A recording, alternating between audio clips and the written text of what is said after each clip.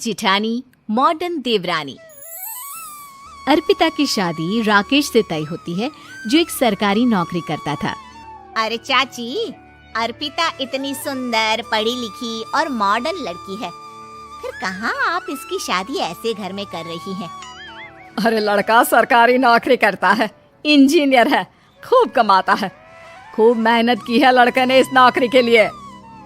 अर्पिता भी राकेश को पसंद नहीं करती थी, लेकिन पिता ने हाँ कर दिया तो शादी के लिए मन मारकर तैयारी कर रही थी। हाँ माँ, चाची ठीक ही तो कह रही हैं। पता है मेरी सहेलियों के पति कितने मॉडर्न हैं। अरे देख बेटा, तू मॉडर्न है ना, वो पढ़ने लिखने वाला गांव का होनहार लड़का है, तू जैसा रखेगी रहेगा। अब तक कोई उसकी केयर करने वाला नहीं था, है तो सिर्फ एक भाई भाभी, और माँ पिता तो गांव में ही रहते हैं। अर्पिता का मुंह बन जाता है। वो पिता के फोन से राकेश का नंबर लेकर उसे मिलने के लिए बुलाती है। आज तो मैं उसे साफ साफ मना कर दूंगी, मुझे नहीं करनी शादी। शक्ल देखी है ना, कपड़े पहनने का तरीका है ना बोलने का। अर्पिता राकेश से मिलने जाती है। अब क्या हो गया, आपने मुझे अर्जेंट मिलने को बुलाया, सब ठीक तो है ना? हाँ सब ठीक है, पर मैं आपसे कुछ कहना चाहती हूँ। आप ना इस शादी से मना कर दे। राकेश की आंखें अर्पिता की इस बात से लाल हो जाती है। वो रोंदे गले से कहता है, लेकिन शादी की सारी तैयारियां हो गई हैं। मैंने आपके साथ एक अच्छे भविष्य का सपना भी देख लिया है। ऐसा मत करिए प्लीज। माँ पिता के अलावा मैंने किसी को दिल से अपना माना है तो वो आप ही है। देखिए, मुझे आपसे कोई समस्या नहीं है, लेकिन आप मेरे जैसे नहीं हैं। मैं मॉडर्न लड़की और आप। मैं आपसे वादा करता हूँ, जब तक आपके लायक नहीं बन जाता मैं कभी आपसे बीवी का हक नहीं मांगूंगा। अर्पिता राकेश का प्यार देखकर पिघल जाती है और शादी के लिए हाँ कर देती है। दोनों की शादी हो जाती है, लेकिन शादी के बाद राकेश की भाभी, जो कि पूरी की पूरी देहाती थी। ए राकेश, उठ, जब पानी भर कर ला और तेरी बीवी को बोल के चूल्हा लगा दिया है, रोटी बना ले। क्या है ये सब? और तुम्हारी भाभी इस तरह चिल्ला क्यों रही है? क्या करूं, भाभी ही खाना बनाती है और मुझे पढ़ने के लिए इस घर में रखा, तो मैं घर का सारा काम कर देता हूँ। अब तुम आ गई हो, अपने तरीके से देख लो। ये मकान तो तुम्हारे पापा ने बनवाया था ना, शहर में, ताकि बेटा पढ़ाई कर सके। हाँ, पर भाभी ही पूरे घर में रहती है। ठीक है, देखो अब। अर्पिता बाहर जाती है।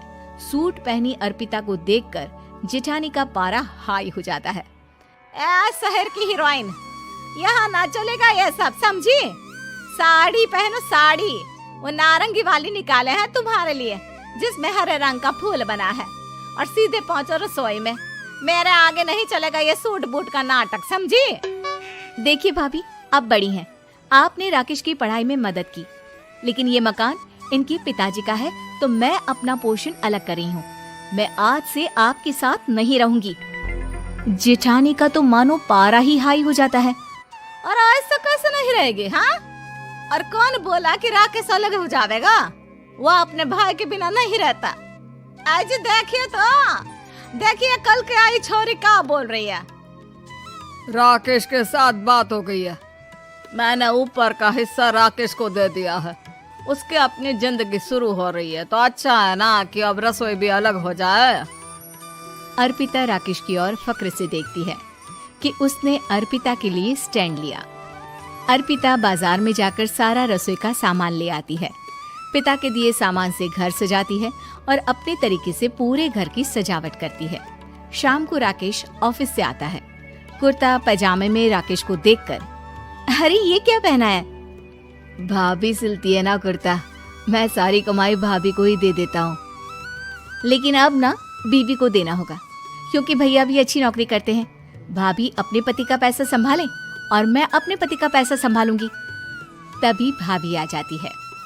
अरे देखो, बहुत हो गया। हाँ, अलग रहने तक तो ठीक था, लेकिन पैसा हम एक फूटी कौड़ी नहीं देंगे। बचपन से तुम्हारे पति को हमने पाला है, उसका हिसाब दो। अच्छा, हिसाब चाहिए? कितना पढ़ी है आप जो आपको हिसाब चाहिए? बड़े भाई हैं उनकी, जिन्होंने उन्हें पढ़ाया लिखाया, वो हिसाब मांगेंगे तो जरूर दे दूंगी भाभी। अरे देख, हाँ, अगर तूने पढ़ाई की है तो मैं भी अंगूठा छापना हूँ। अरे 5 की क्लास तक पूरी पढ़ाई की है, समझे? वैसे भी कल इन लोगों के माँ बाबूजी आ रहे हैं गांव से, वही लोग ठिकाने लगाएंगे तुझे। अगले दिन सास ससुर आते हैं, दोनों बहुत ही सीधे लोग। अच्छा किया जो ऊपर के हिस्से में राकेश की गृहस्थी लगा दी। अब दोनों बेटे अपना अपना देख ले। छोटी बहू कहाँ है? अरे बहुत ही चालाक है माँ जी, ऐसी जबान चलाती है जैसे दर्जी कैंची चलाता है। वैसे बहू तुम भी कम नहीं थी। और सुनाओ। तभी छोटी बहू सास ससुर के पैर छूकर उन लोगों को चाय और नाश्ता देती है। माँ जी, आप थक गई होंगी, मैं खाना लगा देती हूँ, ऊपर आ जाइए चाय पीकर। अरे बस बस, यही रहेंगे वो, क्योंकि बड़ी बहू मैं हूँ। हमेशा से इनके माँ बाबूजी मेरे पास ही आए हैं। चलिए माँ जी, आप ना किचन में खाना बनाइए, मैं जरा बाजार होकर आती हूँ और फिर साथ में खाना खाते हैं। जेठानी बाजार निकल जाती है और सास ससुर बेचारे घर पर अकेले। फिर दोपहर को, माँ जी, मैंने आप सभी के लिए खाना बनाया है। माना मैं छोटी हूँ, लेकिन अच्छा लगेगा अगर आप लोग मेरे साथ रहें। वैसे भी यहाँ है कौन बेटा, चलो ऊपर राकेश के पास ही चलते हैं।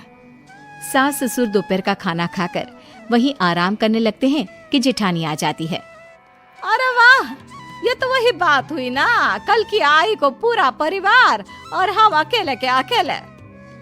भाभी देखिए, परिवार में प्यार से रहा जाता है, ना कि चालाकी से। अम्मा खाना कैसे बनाती, पहले ही गांव से थक कर आई हैं।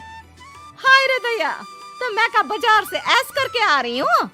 अरे भूख के मारे मेरा सर दर्द हो रहा है, और यहाँ मेरी फिक्र कौन करेगा। अरे तो किचन में खाना है, लगा देती हूँ मैं भाभी। बड़ी बैठकर खाना खाती है और शाम को जब राकेश घर आता है। अरे राकेश, तू तो पूरा हीरो लग रहा है इन कपड़ों में। ऐसे कपड़े पहले क्यों नहीं पहनता था?